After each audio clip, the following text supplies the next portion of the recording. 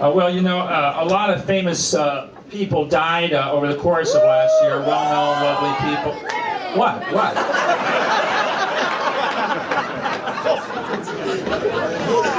That's really terrible of you guys. But, you know, we like to pay respect to them because, you know, you only get so long to live, and a lot of us, you know, a lot of us don't do a lot with our lives, you know, and others are able to rise and make a name for themselves. So we like to salute those that have done the latter, you know, in the short amount of time they had here. Let's see, who passed away last? Can anybody think of a famous person that? Robbie Shankar, that's a good one. Who else? All right, what am I doing? Asking the crowd for dead people's names. This is not the way I picture the night going. Amy Winehouse. Amy Winehouse was not. Was she last year? No, I don't think so. That was the year before, right? That was back in the 80s, Amy Winehouse died. I'll tell you, of women though, of like good-looking women, like Phyllis Diller, right? Like she was hottie. I loved her. And now the sad thing is it's twilight time for Phyllis Diller and band leader Roland Shaw. Mike Wallace's minutes are up.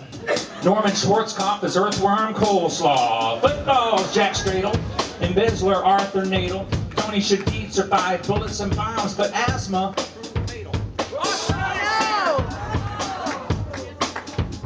Australian singer Daryl Cotton didn't wait to be gone to be forgotten. Pierre Mondi of La Cage aux Folles, Maria Cole, Nat's ex-wife, Alex Karras, Mungo, just a pawn in afterlife. Irish sportsman Colm Tucker, Tom Arduino, drum like a motherfucker. The guy that wrote 7 Habits of Highly Effective People came to an end. I guess getting old and falling off of a bike weren't 2 of them. Hilton Kramer and Gore Vidal, we bid farewell in sorrow. Eric Lowen's got a brand new act, simply called Navarro. Jacques Barzoon, Linda Cook, Terry Shields, Mother Brooke, Diplomat, Sir Kenneth Cook, India's M.O.H. Farouk, Prelate Joseph Estabrook. Have you seen fashion model Teddy Thurman? She's wearing a dirt sweater. Why is Adam Yauch like a delinquent dwarf? He's just a little deader. Austrian skier Eddie Federer, Nora Ephron, a real go-getter, Mark Real, heavy metal shredder, Bodo Bittner, bobsledder. Raindrops kept falling on his head, now it's Hal David's skull that's getting wetter. Take a letter, Maria singer R.B. Greaves, in the office of dead letters. Maurice Sendak, champion of countless little bedwetters. Men at Work's Greg Ham in the Pearly Gate Jam, not the one with Ed Vedder. Thanks Helen Gurley Brown for helping American girls get head better. Beverly McDermott, past Airport 77. Cracker Barrel, Old Country Store founder Dan Evans. Lyricist Billy Barnes and Andre's ex-wife Dory Previn. Believers and atheists agree on this. Joe Paterno ain't headed to heaven. But if that place needs underscore, Marvin Hamlish will see that it's cheesy. Tony Randall's other half's making him laugh. And Sherman Hems is up there going wheezy. Mary McPherson, ex-person. Doris Neal, no longer real. Federal appellate judge Roger Minor is beyond appeal. Actresses Sylvia Christel of Emmanuel and Catherine Houston, social critic Paul Pacella. Hey, what the hell happened with Whitney Houston? The paper said drowning. Everybody else said drugs. The banjo will live forever, unlike Earl Scruggs. Thomas Sankey's getting cozy with plankton, swimming with fishes as Ivan Carp. Racehorse, dinoformer, not a farmer, dinoformer. Doug Diller is strumming on a harp. Judy Agnew, Robert Hughes, Ken Selby, Mitt Romney, might as well be rapping it down. Civil respect. They're dead. They're gone. We remember them here. You know, if there's a rock and roll heaven, there's got to be a hell of a band. But if there's a God, the best we can say, his shit is poorly planned. Check it out. Roger Growdy enjoyed a long life as a Holocaust denier, but not Roland Bautista, who played guitar with Earth, Wind, and Fire. Violet Wood hit 112. You can fit that red lip fully. While 15-year-old Amanda Todd got done by a cyber bully. Where's the justice? Don't ask the Ninth Circuit Court's Betty Vince Fletcher. On October 22nd, an EMT carted her off on a stretcher. John Hick was a theologian. He died February 9th. And if there's no God, then he'll never know he wasted all his time. Rap of the Dead 2012 Irony Award is given with pride to Alan Kirshenbaum, producer of Raising Hope, a suicide. Neil Armstrong, a great American hero, Harry Nelson, a.k.a. the Count. 3, 2, 1, 0. 2 Jones is a crowded house, Peter, and a monkey's Davy. Ernest Borgnine, repaid in kind for appearing in McHale's Navy.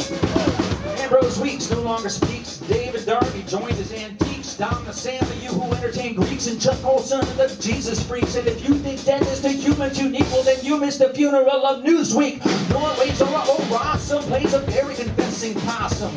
Ray Bradbury was very prolific. Adrian Rich wrote a lot of verse. Celeste Holm might have made another film of a heart attack hadn't have got her verse. Ron Hedges and Ron Palillo, what's this? The Welcome Back Potter curse? That's 3 cute rhymes. Can I get a little laugh track in these monitors? Washington Post writer William Raspberry. French think tank man Franck Biancheri. Pierre Seprak, Jesuit missionary.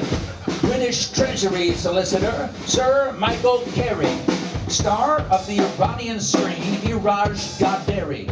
Nice-born defense lineman Georges Castellari, and another footballer from the Ivory Coast, Dennis Benigari. Mountaineer Seth Maieri, Bill Dawes of Appleton Stereo. He comes to praise and to bury Italian coach Stefano Angelari. And here's a fact that's somewhat scary. British actor Jeffrey Perry and Canadian Bishop John Sperry both died the 11th of February. John Silver's life was long but temporary. And woes the gods of cheap crime Sperry, an obituary on Mary Perry. No one hears another on Jim McCrary. You're doubting me, but I swear he went the same way as Spencer owned a ferry. Straight to the cemetery. Rap of the dead. Show him respect.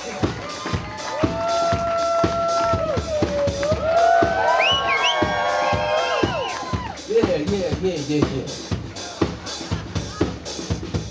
Moon River, wider than a grave.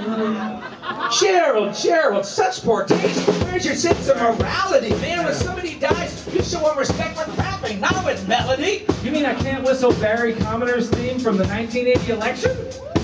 No whistling either. Well, all right, with one major exception.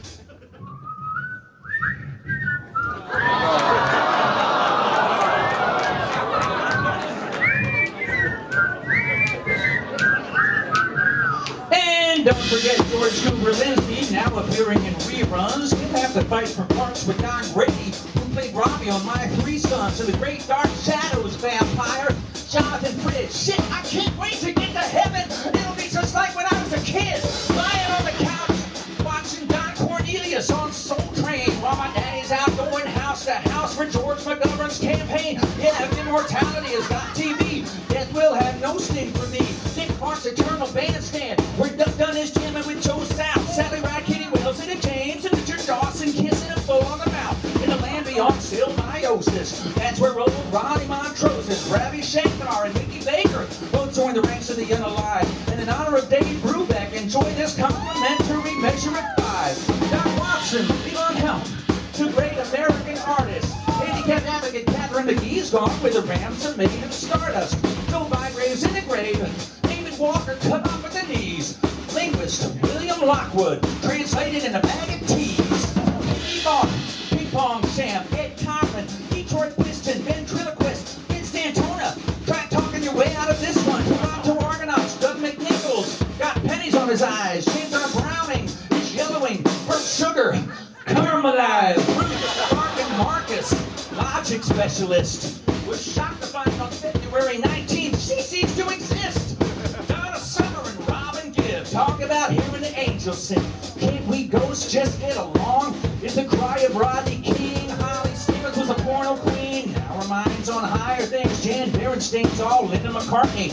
I mean, the girl looks skin and wings. Bob Weston of Fleetwood Mac. Not that got the one from Shellac. And Bob Day is on his last lap. And Larry Hagen will make no more crap. And I'm no director, but I say that is a rap.